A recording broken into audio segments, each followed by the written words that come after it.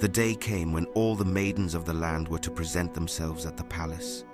The morning sun rose with pride, painting the sky in gold and crimson. Drums echoed from the square, and the air was thick with the smell of roasted yam and palm oil. The whole village had become a festival ground. Girls moved in groups, their hair freshly braided into intricate styles, their necks heavy with coral beads. Some wore wrappers dyed with indigo, others in red cloth bright as flame. Anklets jingled, bangles clattered, and every step was a small dance.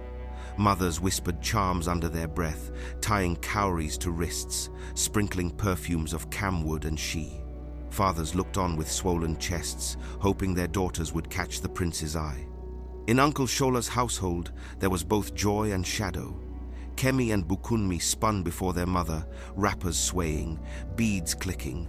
Chioma clapped her hands, her eyes sharp with pride. "My daughters, today is your day. Walk tall, walk proud. The prince will see your beauty." Yet behind the house, tied to the pole, Bisi bleated, her cries slicing the morning air. "Me, me." But to human ears, it was only the voice of a goat. None understood her sorrow. Uncle Shola, however, noticed her absence. He asked once more, "Chioma, where is Bisi?" "She too is a daughter of this house."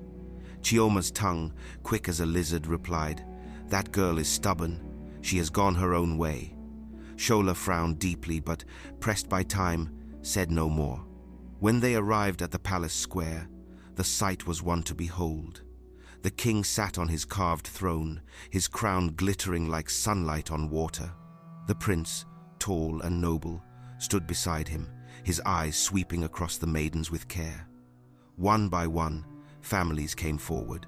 The maidens bowed, curtsied, and answered questions posed by the elders. The tests were not of beauty alone.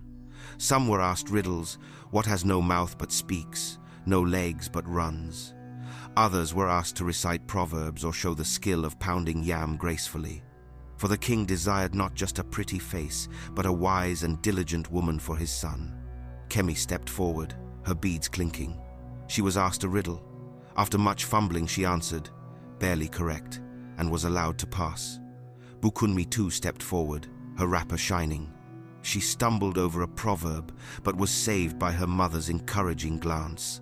Both sisters were accepted, though without distinction. The prince's eyes, however, searched the crowd. His heart grew restless. He remembered the maiden by the stream, Bisi, her laughter like flowing water, her words sharp yet gentle. Where was she? He leaned forward and asked Uncle Shola directly, "Are these all your daughters?"